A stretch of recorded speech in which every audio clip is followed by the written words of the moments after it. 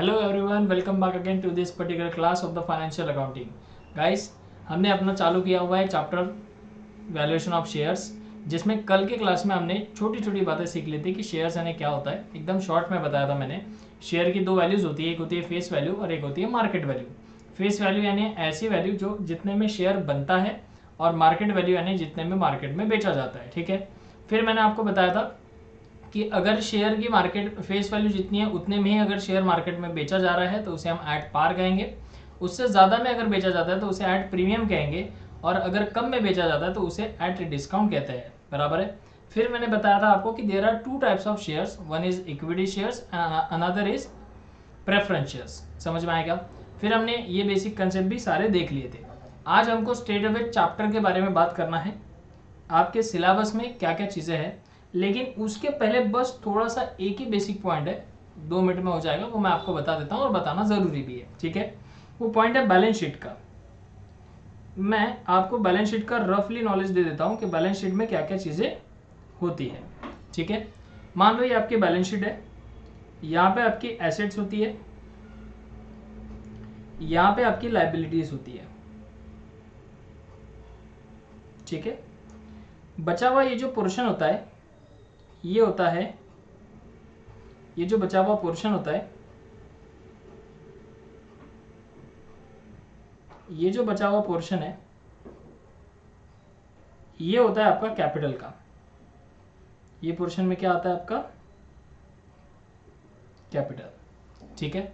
अब जो ये कैपिटल है ना, ये जो कैपिटल है, इस कैपिटल में आपको समझने वाली बात ये है, ये जो कैपिटल है इसमें आपके आएंगे शेयर्स, यानी कि एक आएगा इक्विटी शेयर कैपिटल और एक आएगा प्रेफरेंस शेयर कैपिटल। एक सेकेंड, मैं ऐसे ही लिख लेता हूं इसको। यहां पे आएगा, एक आएगा इक्विटी शेयर कैपिटल और एक आएगा प्रेफरेंस शेयर कैपिटल। ठीक है। ये पॉइंट आपको इसलिए मैं समझा रहा हूं क्योंकि आपको इस चैप्टर में मैक्सिममली ये इक्विटी वाला अमाउंट निकालने के लिए पूछेंगे, तो आपको वो अमाउंट निकालना आना चाहिए। ठीक है। उसके लिए आपके बेसिक कंसेप्ट ही क्लियर होने चाहिए। हाँ, फॉर्मेट कुछ अलग सीखेंगे, लेकिन है तो बेसिकली यही चीज़ें। अब देखो, ये जो चीज़ें मैंने निकाली हुई है, ये कैसे निकाली। मैंने क्या किया होगा, अगर मुझे ये चीज़ चाहिए, इक्विटी चाहिए, मेरे पास एसेट होना ज़रूरी है, मेरे पास लाइबिलिटीज़ होना भी ज़रूरी है, और प्रेफरेंस शेयर का अमाउंट होना भी ज़रूरी है। यानी कि अगर मैं बात करूँ, एसेट का टोटल इधर साइड आता है और वही टोटल इधर साइड भी लिखते हैं हम लोग। बैलेंस शीट का सबको नेचर पता हुआ है, ऑलरेडी सबने पढ़ के रखा हुआ है। ठीक है। अब जो टोटल ऑफ एसेट होता है उसमें से हम क्या करते हैं, लाइबिलिटीज और प्रेफरेंस शेयर को हटाना पड़ेगा हमको। एक चीज और यहाँ पे लिख लो, एक चीज और लिख लो यहाँ पे, रिजर्व्स। जनरल रिजर्व बोलते हो या फिर रिजर्व फंड बोलते हो। तो हमको क्या करना पड़ेगा, इक्विटी के लिए ये जो टोटल ऑफ नेट एसेट है, टोटल ऑफ एसेट है, इसमें से लाइबिलिटीज, रिजर्व और प्रेफरेंस शेयर, इन तीनों को करना पड़ेगा माइनस, और तब जाके जो लास्ट में बचेगा वो बचेगा इक्विटी शेयर होल्डर फंड। बात समझ में आई। ये बस बेसिक पॉइंट है, ये बेसिक पॉइंट आपको सबको समझ में आने चाहिए। अगर ये बेसिक पॉइंट आपको समझ में आएगा तो chapter will be a piece of cake for you. ठीक है। समझ में आई बातें। तो अगर मुझे इक्विटी का पैसा निकालना है तो मैं कैसे निकालूंगा बेटा, मुझे निकालना पड़ेगा टोटल एसेट। सबसे पहले इसमें से माइनस करनी पड़ेंगी लाइबिलिटीज, उसमें से अगर पॉसिबल है तो रिजर्व्स, उसमें से अगर दिया हुआ है तो प्रेफरेंस शेयर कैपिटल, और अगर ये सब माइनस हो गया तो मुझे मिलेगा इक्विटी। इन सबको माइनस करने के बाद मुझे क्या मिलेगा, इक्विटी मिलेगा। बात समझ में आई क्या, बराबर है, क्लियर है। बस हमने किया कुछ भी नहीं, ये जनरल आपका छोटा सा फॉर्मूला था, उसको मैंने एक्सटेंड किया हुआ है। बचपन में आपने एक फॉर्मूला पढ़ा होगा, assets minus liabilities is equal to capital, है ना। बस मैंने आपको कैपिटल में 3 चीजें लेने के लिए बोली है। एक बोला है आप ले लो इक्विटी शेयर होल्डर्स फंड, एक बोला है प्रेफरेंस शेयर होल्डर फंड ले लो और एक बोला है मैंने रिजर्व्स ले लो, बस। और मैंने बोला आपको कैपिटल निकालने के लिए नहीं, मैंने सिर्फ बोला है कि अगर आप एसेट माइनस लायबिलिटी कर लोगे तो सिर्फ पूरा कैपिटल आएगा, लेकिन मुझे टोटल कैपिटल नहीं चाहिए, मुझे चाहिए सिर्फ और सिर्फ इक्विटी शेयर होल्डर का फंड। बात बराबर है क्या? तो उसके लिए मुझे क्या करना पड़ेगा, थोड़ा सा एडिशनल चीजें ऐड करनी पड़ेगी और मुझे माइनस करना पड़ेगा क्या, ये चीजें, प्रेफरेंस शेयर होल्डर और रिजर्व्स को भी माइनस करना पड़ेगा, बराबर है। अगर ये चीजें मैं माइनस कर देता हूं तो फिर मुझे मिलेगा इक्विटी शेयर होल्डर्स का फंड, बराबर है। पॉइंट सबको समझ में आया? बात सबको समझी? जी सर समझ में आ गया सर, ठीक है, डन, कोई बात नहीं। ये बेसिक क्लैरिटी आपके अंदर होनी चाहिए। हमने क्या किया हुआ है, फॉर्मूले को एक्सटेंड किया हुआ है। देखो कैसे फॉर्मूला बना, मैं बता देता हूँ इक्विटी वालों का। ये assets minus liabilities as it is आएगा। कैपिटल के जगह तीन चीजें हमने लिखी कि कैपिटल बनता है तीन चीजों से, एक बनता है इक्विटी शेयर होल्डर से, एक बनता है प्रेफरेंस शेयर कैपिटल से, और एक आता है रिजर्व से, ठीक है, ठीक है, यहां तक पॉइंट क्लियर है।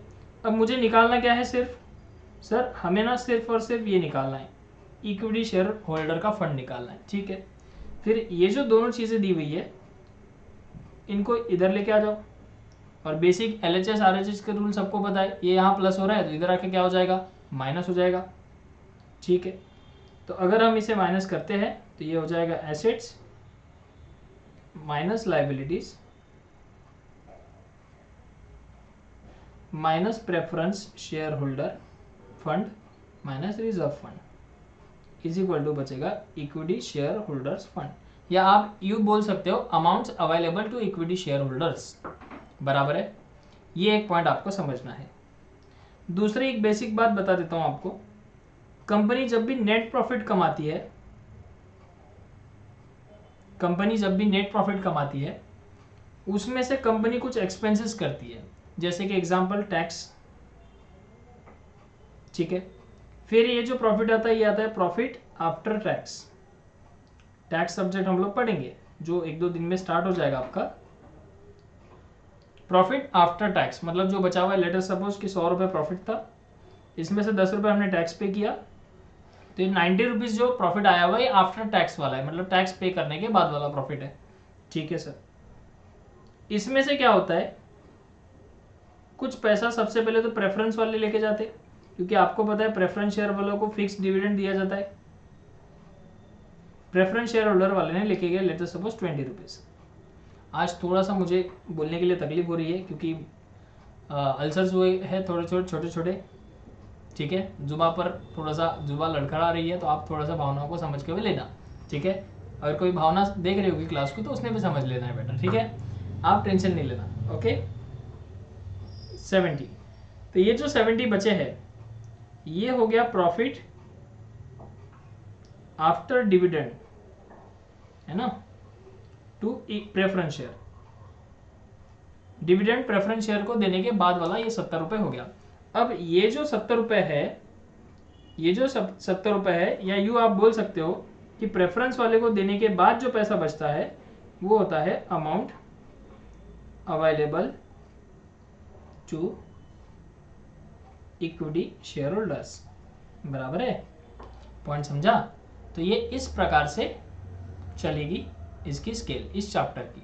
तो कुछ बेसिक नॉलेज मैंने दिया, मैंने ये बताया था कि अब ये यहाँ बताने की ये ज़रूरत क्यों पड़ी, क्योंकि मैंने आपको एक बेसिक नॉलेज देना था कि अगर कंपनी को कभी भी प्रॉफिट होता है तो उसमें से सबसे पहला अधिकार होता है टैक्स का, तो टैक्स को पेमेंट जाता है, उसके बाद डिविडेंड पे किया जाता है वो भी प्रेफरेंस वालों को, और फिर जो पैसा बचता है वो होता है इक्विटी वालों का।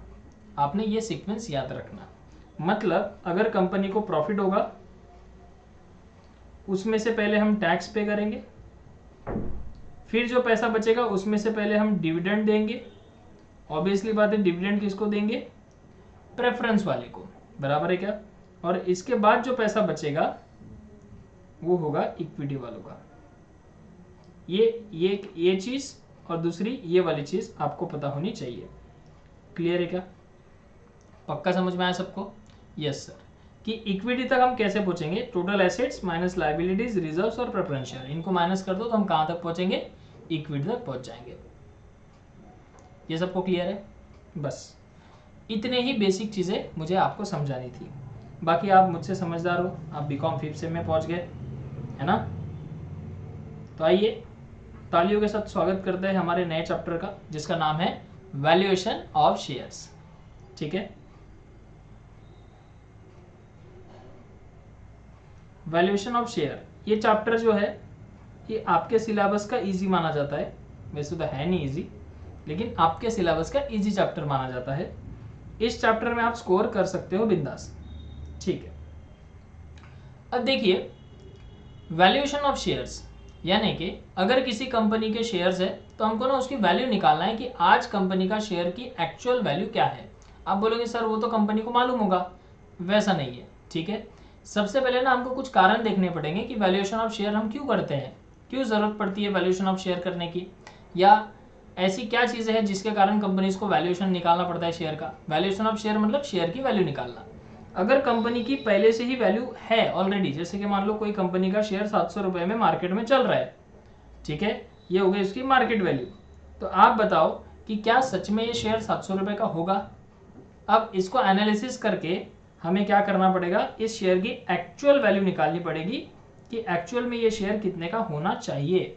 उसके लिए कंपनी के एसेट्स को देखना पड़ेगा, लायबिलिटीज को देखना पड़ेगा, एंड ये सब चीजें करनी पड़ेगी। बरोबर है क्या? ठीक है, ठीक उसी तरह जिस तरीके से ये आप हो, आप किसी डॉक्टर के पास गए, अगर आपको कुछ बुखार आ गया, ठीक है, तो डॉक्टर बोल देता है ठीक है नॉर्मल है, ये वायरल फीवर है, तो ये चला जाएगा कुछ दिनों में। लेकिन आपको 2-3 दिन में अच्छा लगता ही नहीं है। वायरल है तो 2-3 दिन में खत्म होना चाहिए, लेकिन 4-5 दिन हो गए आपका बुखार जा ही नहीं रहा। डॉक्टर ने तो ऊपर से बोल दिया ना कि बुखार है, कोई टेंशन लेने वाली बात नहीं है। ठीक है, लेकिन आपकी तसल्ली के लिए आप गए बड़े डॉक्टर के पास, इसको छोड़कर आप चले गए बड़े डॉक्टर के पास। अब आप इसमें एनालिसिस कर रहे हो कि सच में डॉक्टर साहब ये जनरल बुखार है, वायरल है, या किसी और चीज़ से हो रहा है, मेरा हेडेक भी हो रहा है, मेरा नेक भी पेन हो रहा है, ठीक है ना, मैं उस दिन गिरा भी था। बस ऐसी कुछ कहानियाँ आप वो डॉक्टर को बताते हो जो कि फैक्ट है। फिर ये जो डॉक्टर होता है ना नया, ये उसका डिटेल एनालिसिस करता है। डिटेल क्या करता है? एनालिसिस करता है, और फिर एक्चुअली आपको बताता है कि आपको बीमारी क्या हुई है या आपको हुआ क्या है। बात बराबर है?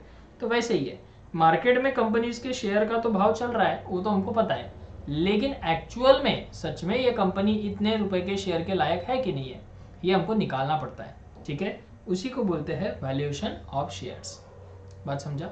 मतलब शेयर की वैल्यू आपके पास ऑलरेडी है, लेकिन कंपनी का डेटा कलेक्ट करके आप एक्चुअल में वो शेयर कितने का है ये निकाल के देते हो, और इसके कुछ रीजन है कि क्यों ऐसा करना पड़ता है, वो रीजन हम लोग सबसे पहले देखेंगे। इतना सबको समझ में आया? समझ में आया तो वीडियो को लाइक करो, कमेंट कर सकते हो।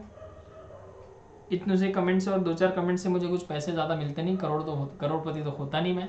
ठीक है, क्या 2-4 कमेंट आप डाल दोगे कि सर आप पढ़ा रहे हो एकदम बढ़िया समझ रहा है, या आप अगर अपने हिसाब से कुछ बोलना चाहते हो तो आप वहाँ पे लिख सकते हो। बोलना चाहते हो मतलब कुछ अपने वर्ड्स में कि सर ठीक है आप सही पढ़ा रहे हो, हमको समझ में आ रहा है, या हमको ये पॉइंट समझने में थोड़ा सा दिक्कत जाती है, या सर स्पीड ज़्यादा हो रही है, ये जो भी आपको कहना है आप कह सकते हो। अभी यूट्यूब पे देख रहे हो इसलिए आप कमेंट कर सकते हो, अदरवाइज जब आप क्लास ज्वाइन कर लोगे तब आप मुझे डायरेक्टली व्हाट्सअप, ये नीचे दिख रहा है नंबर, ये जा रहा है देखो, ये गया नंबर, ठीक है, फिर से आएगा। ठीक है, तो ये नंबर पे आप मुझे क्या कर सकते हो, व्हाट्सअप कर सकते हो। डन? ओके, चलिए, तो सबसे पहले तो हम देखते हैं valuation of share. Valuation of share मतलब आपको पता है कि हमको शेयर्स की वैल्यू निकालना है कंपनी के।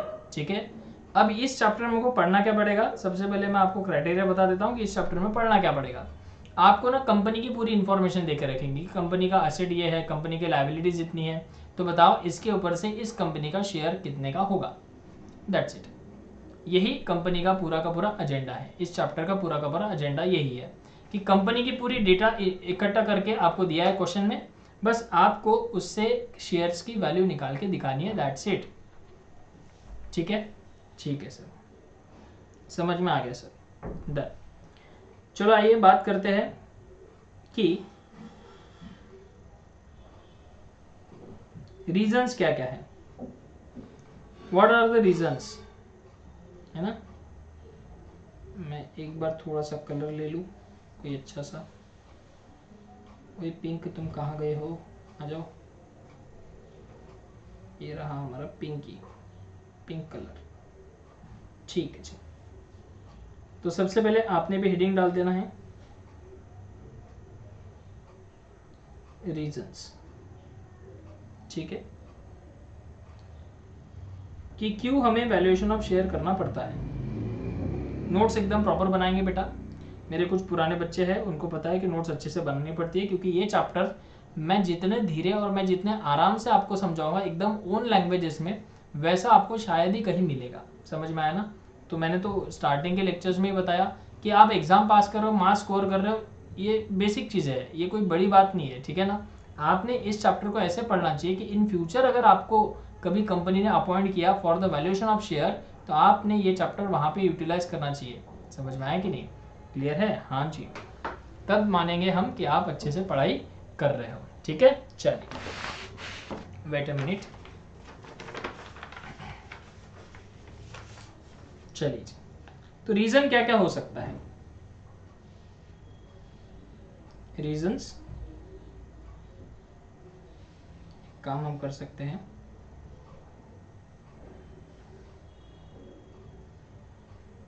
Reasons for valuation of shares. एकदम आराम से समझो, कोई दिक्कत नहीं आएगी।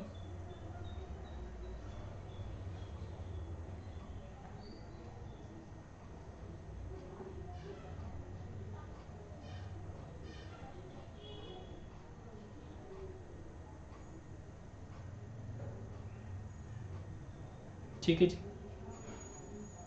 बहुत बढ़िया। तो सबसे पहला रीजन क्या है, नंबर 1, कभी कभी कंपनी को क्या करना होता है, कभी कभी कंपनी को थोड़ा सा दौरा पड़ जाता है। सर कंपनी को कैसे दौरा पड़ेगा, पड़ जाता है बेटा, ठीक है। क्या दौरा पड़ता है, कंपनी को ना कभी कभी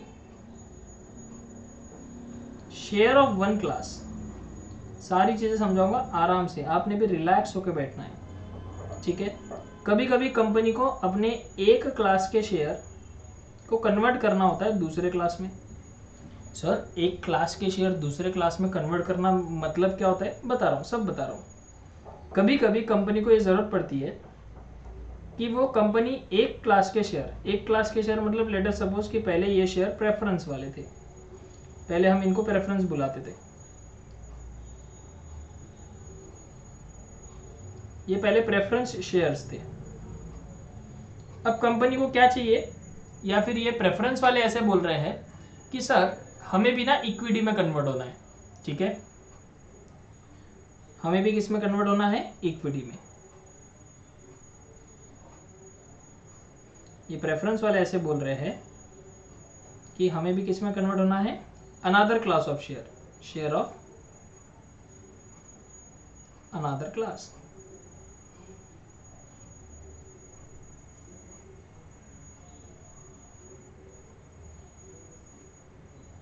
शेयर ऑफ अनदर क्लास मतलब प्रेफरेंस वाले ये चाह रहे हैं कि हमें कंपनी के इक्विटी शेयर्स में कन्वर्ट होना है, ठीक है, यानी कि ये इक्विटी में कन्वर्ट होना चाहते हैं।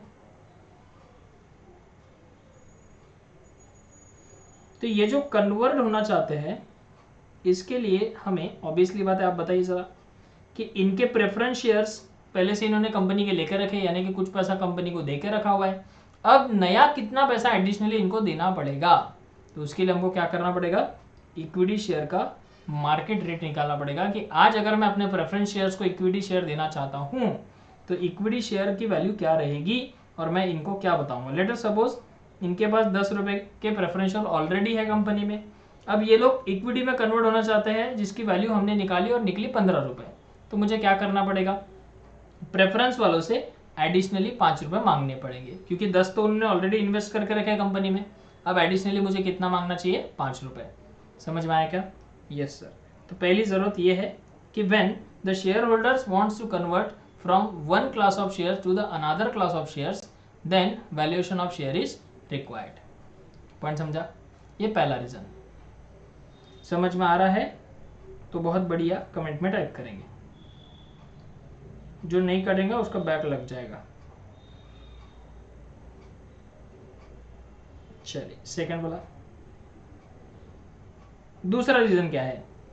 ठीक है, कभी कभी क्या होता है, शेयर होल्डर्स को जरूरत पड़ती है कि सर मैं ना शेयर के बदले में लोन लेना चाहता हूँ, कर्जा लेना चाहता हूँ शेयर के बदले में, तब वैल्यूएशन ऑफ शेयर करना पड़ सकता है। बराबर है क्या? अब ऑब्वियसली बात है, ये तो कंपनी नहीं करेगी, बोलेगी शेयर होल्डर को लोन लेना है तो कंपनी क्यों हमको वैल्यूएशन करके देंगी, तो वो शेयर होल्डर खुद ही जाता है किसी सीए वगैरह के पास, तो वहां पे ये वैल्यूएशन करके देना पड़ता है वो शेयर होल्डर को। बराबर है क्या? जैसे कि फॉर एग्जाम्पल शेयर होल्डर, जैसे कि कोई एक शेयर होल्डर है, हम लोग थोड़ा सा अट्रैक्टिव बनाएंगे, ये शेयर होल्डर है, इनको ना बैंक से, ये मान लो बैंक है, बैंक से ना इनको कर्जा लेना है, you want to take the loan instead of his shares, तो हमको वैल्यूएशन करने की क्या पड़ती है, जरूरत पड़ती है। बराबर है? क्लियर है? पक्का? ये second reason. Third reason, third reason क्या हो सकता है, जब भी आपको शेयर्स खरीदना बेचना होता है तभी भी आप वैल्यूएशन कर सकते हो शेयर्स का।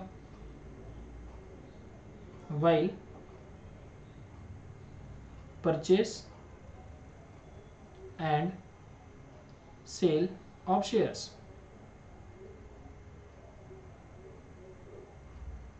ठीक है, जब भी आप शेयर खरीदो बेचो तब आपको जरूरत पड़ सकती है शेयर्स के वैल्यूएशन की। नेक्स्ट वन, जब कंपनी, व्हेन कंपनी या कंपनीज आर अमलगमेटेड, सर ये वर्ड कहीं सुने सुने से लग रहा है, आपका चैप्टर नंबर 1 है बेटा। absorbed and reconstructed।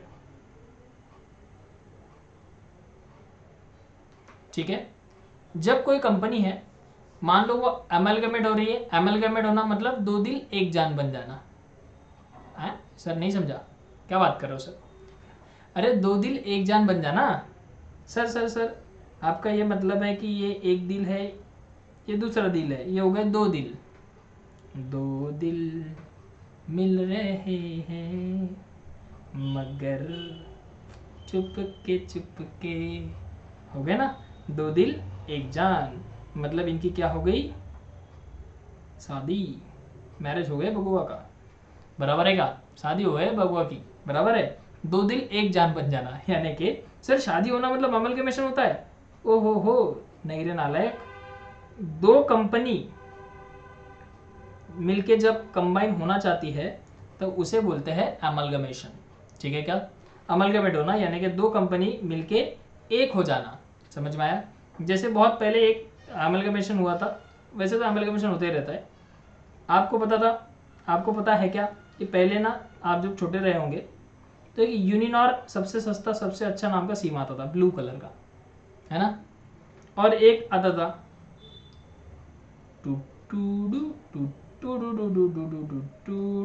ऐसी ऐड आती थी उसकी, जब क्रिकेट लगती थी तब आती थी, है ना। तो यूनिनॉर और टाटा डोकोमो ये दोनों के सर्वर ना बहुत रोअर थे, एकदम कम चल रहे थे। यूनिनॉर अपने सस्ते रेट के लिए जाना जाता था और टाटा डोकोमो थोड़ा सा नेटवर्क के लिए जाना जाता था। बराबर है? यूनिनॉर में ये कमी थी, यूनिनॉर सस्ता तो बेच रहा था लेकिन इसका नेटवर्क नहीं था। टाटा डोकोमो ये कर रहा था, नेटवर्क तो बहुत अच्छा था लेकिन इसके रेट थोड़े से महंगे थे।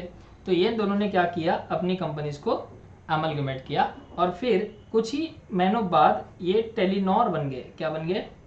टेलीनॉर, है ना। हाँ सर ऐसा कभी सुना सुना सा लग रहा है। हाँ तो इसको बोलते हैं दो दिल एक जान बन जाना, यानी कि अमलगमेट हो जाना। क्लियर है क्या? बात समझ में आई? तो वही हम लोग सीखेंगे, उसका अकाउंटिंग कैसा होता है। एक यूनिनॉर के कंपनी का भी अकाउंट का डेटा है, टाटा डोकोमो के भी अकाउंट का डेटा है आपके पास, और वो दोनों कंपनी एक हो गई। अब आपको बनानी है दोनों के एक ही डेटा, समझ में आया? इसकी भी बैलेंस शीट, इसकी भी बैलेंस शीट। अब आपको क्या बनाना है, दोनों कंपनी का एक ही बैलेंस शीट बना के दिखाना है। तो ये होता है एमलगमेशन, जो हमारे चैप्टर नंबर 1 में हमको पढ़ना है। ठीक है, तो वही बोल रहा है कि जब कंपनी एमलगमेट हो रही है, एब्जॉर्ब हो रही है, यानी कोई कंपनी किसी कंपनी को अपने अंदर टेक ओवर कर रही है, या रिकंस्ट्रक्शन हो रहा है कंपनी का, या क्या हो रहा है, रिकंस्ट्रक्शन हो रहा है। अभी फिलहाल में, हाल ही फिलहाल में मैंने अपने ऑफलाइन क्लासेस में बहुत सारा रिकंस्ट्रक्शन किया। सर व्हाट इज रिकंस्ट्रक्शन, क्या क्या किया? तो हमने अपने ऑफलाइन क्लासेस में बहुत सारे बेंचेस लगाए। ठीक है क्या सर, वो तो क्या बात होगी, वो तो पहले से रहते हैं। नहीं, पहले कुछ बेंचेस और थे, अभी थोड़े से स्टैंडर्ड लेवल के बेंचेस लगाए। ठीक है, जिससे बच्चों को बैठने में कंफर्ट हो। उसके बाद हमने थोड़ा सा डिजिटल बोर्ड लगाना का ट्राई कर रहे हैं, अभी फिलहाल उसी का काम चल रहा है। उसके बाद हमने सीसीटीवी लगाए। ठीक है, ताकि अगर कहीं पेपर चल रहा है, एग्जाम चल रही है, कोई बच्चा चीट कर रहा है तो हमको दिख जाए, बराबर है ना। उसके बाद हमने थोड़ा थोड़ा क्या बोलते हैं उसे, और वटेवर जो है, क्या किया था, हाँ जी, एक नेक्स्ट एक्स्ट्रा क्लासरूम बनाई। ठीक है ना। और अभी हम लोग ये ट्राई कर रहे हैं कि जो बच्चे ऑफलाइन पढ़ने आएंगे उन बच्चों के लिए ना एक नेक्स्ट अच्छे से रूम बनाया जाए, जिसके अंदर वो अपना स्टडी कंप्लीट कर सकते हैं। यानी कि क्लास में पढ़ाई हुई चीज़ आप उस रूम में चले जाइए, फ्री ऑफ कॉस्ट, वो उतना ही रहेगा जितना आपका फीस रहेगा, उसी में इंक्लूड रहेगा कि आप अपना होमवर्क मिला हुआ आप जाइए वहाँ पे आप कंप्लीट कीजिए। आपको घर पे समय नहीं मिलता, ऐसे बच्चे बताते हैं कि सर हमको समय नहीं मिलता होमवर्क करने के लिए, पढ़ाई करने के लिए टाइम नहीं मिलता है। तो मैंने सोचा कि क्यों ना हम कुछ ऐसी फैसिलिटी लेके आ जाए कि आपका क्लास हो गया, 2 घंटे की क्लास है, अब उसके बाद 2 घंटे यहीं पे बैठ जाओ, अपना होमवर्क कंप्लीट करो, फिर घर चले जाना। बात समझ में आई क्या? तो ये अभी हम लोग ऐसा कर रहे हैं, तो इसको क्या बोलते हैं, रिकंस्ट्रक्शन करना। तो जब हमको अपने बिजनेस का रिकंस्ट्रक्शन करना है, इंटरनल रिकंस्ट्रक्शन, एक्सटर्नल रिकंस्ट्रक्शन होता है इसमें, यानी कि अंदरूनी चीज़ें चेंज करना, यानी कि बाहर की चीज़ें भी चेंज करना बिजनेस के रिगार्डिंग, तो उसको रिकंस्ट्रक्शन बोला जाता है। ठीक है, तो ये सब होने के लिए भी हमको वैल्यूएशन ऑफ शेयर करने की जरूरत पड़ती है। बात समझ में आई क्या? क्लियर है? तो इतने रीजन है जिसमें क्या करना पड़ता है, शेयर का वैल्यूएशन करना पड़ता है। और भी बहुत सारे रीजन है, लेकिन आपको अभी फिलहाल इतने ही मैं बता रहा हूँ शॉर्टकट में, हमको थियरी पढ़नी है नहीं। ठीक है, समझ में आया क्या? कुछ बच्चे मैसेज करते हैं कि सर अकाउंट में ना थियरी बता दो सर, थियरी पढ़ा दो सर। बेटा क्या सेंस है, बताओ आप ही, क्या सेंस है? आप प्रैक्टिकल सब्जेक्ट, आपको अदरवाइज तो अदर तो बाकी थियरी सब्जेक्ट है ही ना, लेकिन आप अगर प्रैक्टिकल सब्जेक्ट में भी थियरी लिखना चाहते हो तो भाई सलाम है आपको, सैल्यूट है। ठीक है, ऐसा नहीं है सर हमको प्रैक्टिकल सब्जेक्ट समझ में नहीं आते, अकाउंट बोर्ड आप देता, ऐसा नहीं होता बेटा। प्रैक्टिकल कोई भी सब्जेक्ट हो, आपको उसकी प्रैक्टिस करनी पड़ती है। ठीक है, एक बात बताओ, आप मान लो, मैं ये जनरली एग्जांपल देता हूँ बच्चों को, आप बचपन से लेके बड़े हुए अभी तक कोई अभी भी आप मम्मी को रोज रोटियां बनाते हुए देख रहे हो, लेकिन फॉर द फर्स्ट टाइम जब आप रोटी बनाना चाहोगे, खुद से ट्राई करोगे, तो क्या रोटी वैसी आएगी जैसे मम्मी बना रही है? नहीं ना। पहले पहले आप रोटी बनाए होंगे, सोचो गर्ल्स तो ऑब्वियसली बात है कि खाना पकाती होंगे अपने घर में। ठीक है, तो आप फर्स्ट टाइम जब रोटी बनाए थे अपनी, तो याद करो वो दिन, गर्ल्स लोग और बॉयज़ लोग, आप लोग ट्राई कर लेना। अगर किसी को आता है रोटी बनाना तो वो भी आप फर्स्ट दिन याद करो कि आप सेम वैसे ही रोटी बना पाए थे क्या? Answer is no. आपने रोटियां बेल बेल कर उसका शेप प्रैक्टिस हुई आपकी बहुत अच्छे से, और फिर उसका शेप आपको प्रॉपरली आता है ना। तो वैसे ही प्रैक्टिकल सब्जेक्ट भी होता है बेटा। आई नो कि बहुत सारे बीकॉम के बच्चे, मैक्सिमम तो 90% फिफ्थ सेम वाले बच्चे यानी कि फाइनल ईयर वाले बच्चे क्या करते हैं, जॉब करके ही अपनी पढ़ाई कंप्लीट करते हैं। लेकिन मेरी एक बात ध्यान से सुनो, जॉब करना ही मैंडेटरी है आपके लिए, नहीं है वो तो मैं नहीं जानता, लेकिन जॉब जितना कम समय का हो, जितना प्रोबेबली हो, उतना ही ठीक रहता है। जैसे कि फॉर एग्जांपल, अगर आप 11 बजे सुबह घर से जॉब के लिए जाते हो तो आप 7 बजे तक घर पे आ जाइए। ठीक है, इसके बाद भी इनफ टाइम आपको पढ़ाई के लिए मिलता है। इसके बाद भी अगर आप 2 घंटे, 1.5 से 2 घंटा भी निकालोगे ना बेटा पढ़ाई करने के लिए, तो भी बहुत है आपके लिए। ठीक है, थोड़ा सा अदर जो टाइम आप वेस्ट करते हो उसे कम करके आप अपनी पढ़ाई की तरफ फोकस करने चाहिए, क्योंकि ये सारी चीज़ें बाद में नहीं मिलती है और बाद में हम पछताते हैं कि हमने क्या गलतियाँ की हुई है। बराबर है ना, समझ में आया? ठीक है, तो आप जॉब करके पढ़ाई करना चाहते हो, करो, कोई दिक्कत नहीं है। हमेशा हर एक पर्सन अपने अपने लाइफ में अपने अपने तरीके से स्ट्रगल कर रहा है, लेकिन थोड़ा सा एटलीस्ट लेक्चर देखने के बाद थोड़ा सा आधे से पौन घंटा उसे आप रिवाइज करो, उसे खुद सॉल्व करके देखो, समझ में आएगा? तो मैं गारंटी देता हूँ कि आपका रिजल्ट बेस्ट ही बेस्ट आएगा। डन? चलो, आई होप कि रीजन सबने लिख लिए होंगे। अब थोड़ा सा और नेक्स्ट लेवल की बात करते हैं। हमने कौन सा कलर लिया था, पिंक। बात करते हैं थोड़े से और आगे की लेवल की, कि वैल्यूएशन ऑफ शेयर्स तो करना है सर, लेकिन इसके लिए कोई मेथड है क्या? तो बिल्कुल है, methods of valuation of share.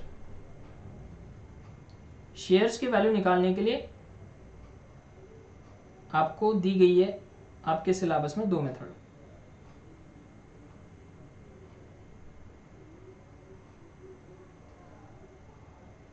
हाँ जी, there are 2 methods for the valuation of shares.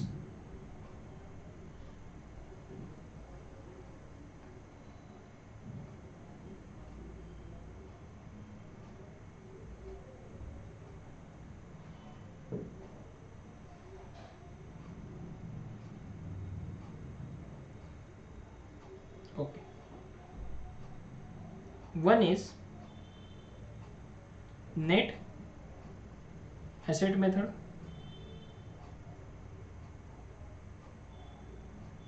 and another is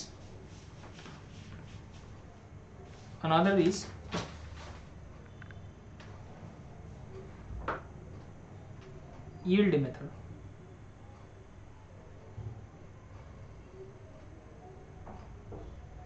ठीक है, ये 2 मेथड मेनली आपको पढ़नी है अपने सिलेबस में। सर 2 ही मेथड है क्या? हाँ 2 ही मेथड है, चैप्टर खत्म है। ओ वाह सर, ये तो आपने बहुत अच्छी गुड न्यूज़ दी हुई है। लेकिन बेटा ये 2 ही मेथड के अंदर समंदर है, ठीक है ना। ये 2 ही मेथड पढ़नी है, बात बराबर है, लेकिन इस 2 ही मेथड के अंदर समझने के लिए आपको पूरा समंदर है। मतलब आप गहराई में डूब जाओगे, ये मेथड खत्म नहीं होंगी, और कहाँ क्वेश्चन पलटी मारेगा ये आपको समझ में नहीं आएगा। ठीक है, लेकिन मैं पूरा ट्राई करूंगा आपको अच्छे से अच्छे समझाने के लिए। ठीक है, डोंट वरी अबाउट दैट। ठीक है, एक बार मुझसे पढ़ा तो आप शक नहीं करना अपने आप पे कि सर कैसा होगा मेरा। वेट ए मिनट, बुक गिरी है, मैं उठा लेता हूँ।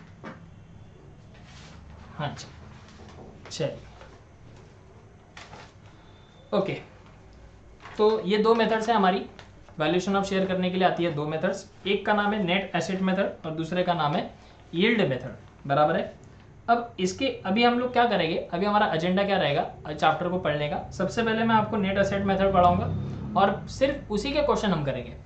ठीक है, या फिर अगर मुझे लगता है कि आपको दोनों मेथड एक साथ करा देनी चाहिए तो मैं दोनों एक साथ करा भी दूंगा। ठीक है, लेकिन अभी मेरा ऐसा एजेंडा है, क्योंकि आपको अगर एक ही क्वेश्चन दोनों मेथड से कराया जाए तो आपकी दोनों मेथड्स की क्या हो जाएगी, प्रैक्टिस हो जाएगी। ये भी मैं सोच रहा हूँ कहीं साइड बाय साइड। तो मैं देखता हूँ अभी किस तरीके से पॉसिबल हो पाता है आपको पढ़ाना। तो नेट एसेट पहले पढ़ लेंगे, उसके बाद ही हम यील्ड मेथड पे जंप करेंगे। ठीक है, तो अब सब लोग क्या हेडिंग डालेंगे, नेट एसेट मेथड का हेडिंग डालेंगे। अपने कॉपी में ये लिख लो पहले, methods of valuation of share.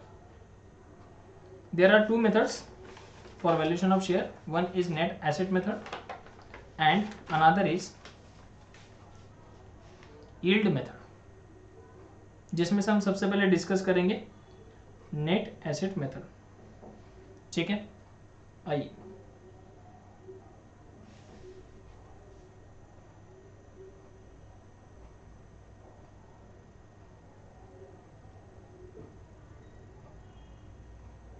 the first method is net asset method।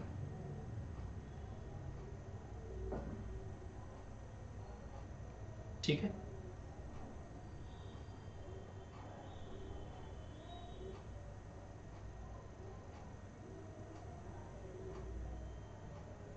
Done.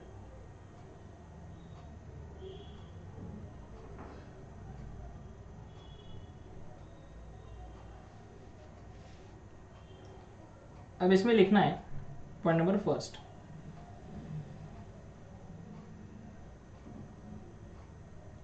This method is also known as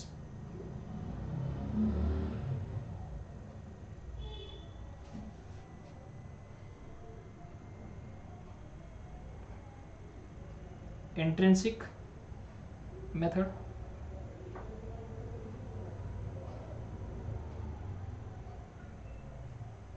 intrinsic method भी बोलते हैं इसे, और लिक्विडेशन वैल्यू मेथड भी बोलते हैं, और ब्रेकअप वैल्यू मेथड। अरे वाह सर, सर याद आ गई सर एक्स की याद आ गई सर। ब्रेकअप नाम सुन के सर आंखों में आंसू आ जाते हैं। नाले को पढ़ाई करो चुपचाप। पढ़ने की उम्र में शादी के ख्वाब देखते, और जब शादी हो जाती सच में तो पढ़ने के ख्वाब देखते। शायद मैंने पढ़ लिया होता। नालायक लोग,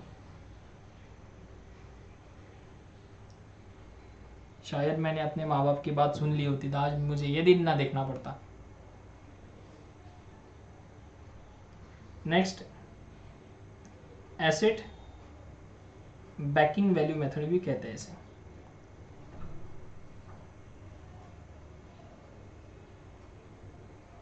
ठीक है जी,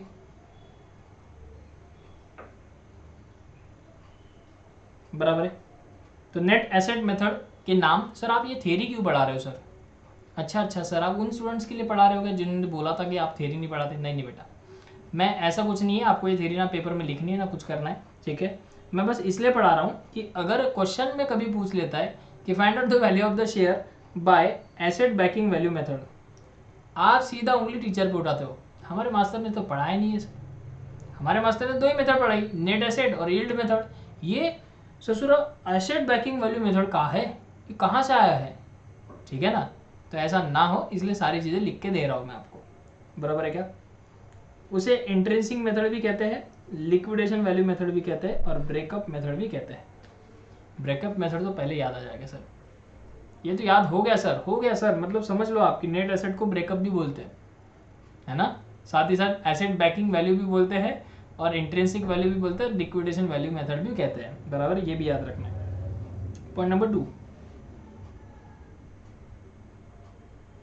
हमें ना इस मेथड के जरिए जब भी हम वैल्यूएशन ऑफ शेयर करेंगे, शेयर्स की वैल्यूएशन निकालेंगे, हमें हमेशा एक बात ध्यान रखनी है कि आपको इस मेथड में हमेशा ये अज्यूम करके चलना है कि आपकी कंपनी लिक्विडेट हो गई है। लिक्विडेशन ऑफ कंपनी नाम का चैप्टर हमने लास्ट सेम में पढ़ा हुआ है, बराबर क्या।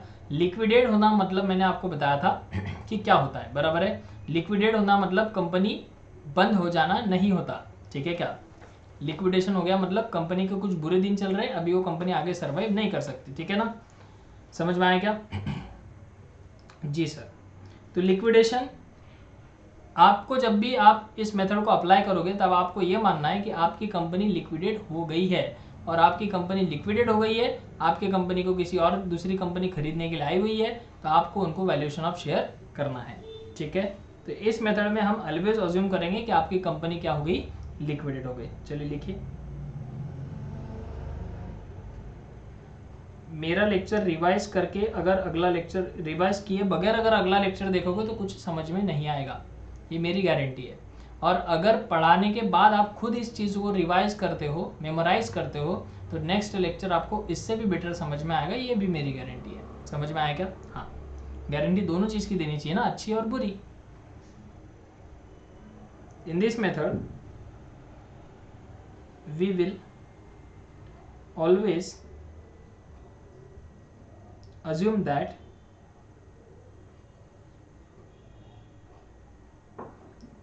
company will be liquidated. Next one,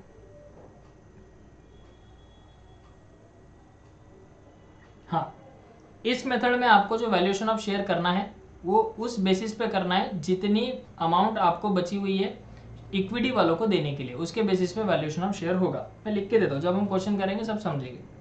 तो वैल्यूएशन ऑफ शेयर आपको इस मेथड में किसके अमाउंट के बेसिस पे करना है, जितना अमाउंट इक्विटी वालों को देना बाकी है। और वो कैसे निकलता है ये मैंने बताया आपको, ये देखो, इक्विटी वालों को देना है कितना पैसा, ये कैसे निकलता है, तो ऐसे निकलता है, ठीक है। ये जो इक्विटी शेयर वालों को अवेलेबल अमाउंट आएगा इसके बेसिस पे हम लिखेंगे, हम निकालेंगे वैल्यू ऑफ शेयर, ठीक है, जो नेट एसेट मेथड में लगती है, ठीक है। Value of share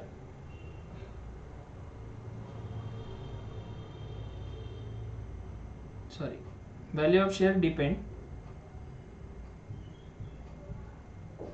on amount available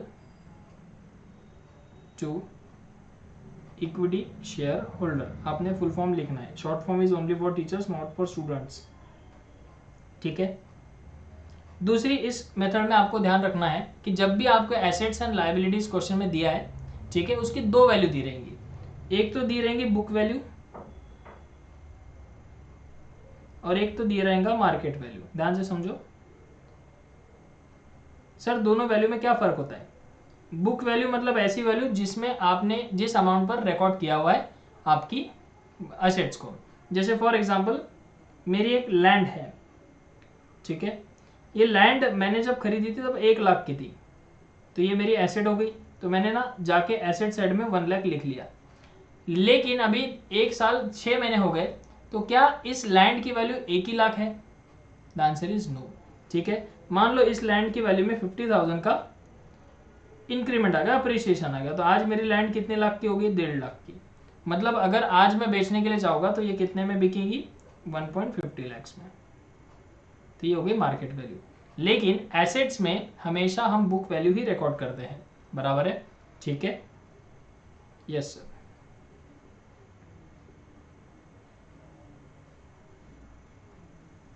तो इस मेथड में आपको हमेशा ध्यान रखना है कि जब भी आप कोई भी एसेट्स या कोई भी लायबिलिटीज को क्या करोगे, वैल्यूएशन ऑफ शेयर के लिए अप्लाई करोगे, तो उसे आपको मार्केट वैल्यू पर ही लेना है, ठीक है। ये पॉइंट सबको समझ में आया? Yes sir.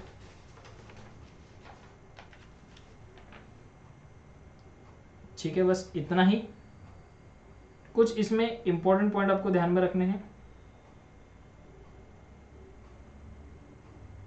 इंपॉर्टेंट पॉइंट पहला क्या है कि आप जब भी एसेट्स कंसिडर करोगे तो फिक्टिशियस एसेट्स को आपको छोड़ देना है।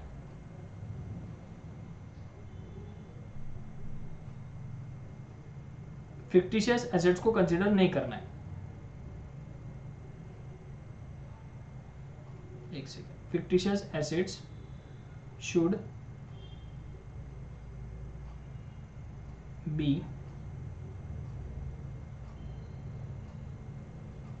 Eliminated. Point number 2, notional call नाम का एक वर्ड आएगा। तो नोशनल कॉल मतलब क्या होता है?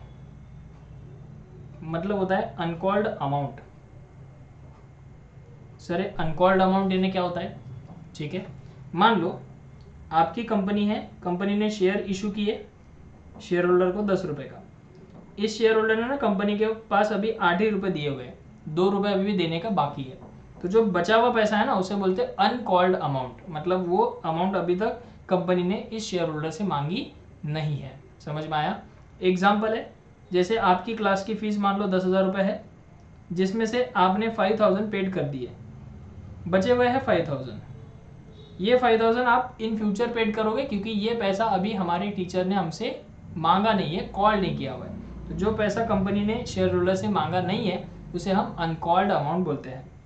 पॉइंट समझ में आया क्या? क्लियर है? Yes sir. तो उसे नोशनल कॉल भी कहते हैं। इतने पॉइंट्स अभी आपको समझने हैं, ठीक है। आज ये सारी पॉइंट्स, ये जो सारे चैप्टर का बेसिक था वो मैंने आपको पढ़ा दिया। अगले लेक्चर में हम लोग क्या करेंगे? अगले लेक्चर में हम लोग इसके फॉर्मूला सीखेंगे, इसका फॉर्मेट सीखेंगे और एक क्वेश्चन करने की कोशिश करेंगे, ठीक है। तो आज के लिए इतना ही। आई होप कि आपको ये समझ में आ गया होगा। आज हमने सीखा कि reason for the valuation of share क्या है, ठीक है। दूसरा हमने सीखा कि method of valuation of shares कितनी है, जिसमें से 2 मेथड हमको पढ़नी है, नेट एसेट मेथड और यील्ड मेथड। फिर हमने पहली मेथड में देखा नेट एसेट मेथड यानी क्या होता है। तो सबसे पहले हमने देखा कि नेट एसेट मेथड को हम इंट्रिंसिक मेथड भी कहते हैं, लिक्विडेशन वैल्यू मेथड भी कहते हैं, ब्रेकअप मेथड भी कहते हैं और एसेट बैकिंग वैल्यू भी कहते हैं। समझ में आया? इस मेथड में आपको ध्यान रखने वाली बातें क्या है कि इस मेथड में आपको ऑलवेज अज्यूम करना है कि आपकी कंपनी क्या हो गई है, लिक्विडेट हो गई है या होने वाली है। दूसरी बात, इस कंपनी का जो शेयर का वैल्यू होता है वो डिपेंड होता है amount available to equity share holders, जितना देना है उसके ऊपर डिपेंड करता है वैल्यू। उसके बाद all assets and liabilities taken on the market value, आपको सारी एसेट्स और सारी लाइबिलिटीज को मार्केट वैल्यू पर ही रिकॉर्ड करना है वाइल वैल्यूएशन ऑफ शेयर्स, ठीक है क्या। और फिक्टिशियस एसेट हमेशा इग्नोर करना है और नोशनल कॉल अनकॉल्ड अमाउंट होता है, ठीक है। फिक्टिशियस एसेट्स का ऐसा कुछ नहीं कि हमेशा इग्नोर ही करना है, कभी कभी क्वेश्चन इसके साथ क्या करना है ये दे देता है तो हम उस हिसाब से उसका डिसीजन लेते हैं, बराबर है क्या। नहीं तो आप बोलेंगे सर आपने तो बेसिक में ही बताया था कि फिक्टिशियस एसेट को छोड़ दो, अभी क्यों कंसिडर किया, ऐसे बच्चे भी डाउट पूछते हैं। तो एज पर क्वेश्चन हम इसको क्या करेंगे, ट्रीट करेंगे फिक्टिशियस एसेट्स को। अगर कुछ नहीं बोला है तो उसको आप छोड़ ही देना है, बराबर है। ओके, आई होप कि ये सारी बातें आपको समझ में आई होंगी। मिलते हैं नेक्स्ट क्लास में, तब तक के लिए bye bye, take care and God bless you. एक बार रिवाइज जरूर करके आना।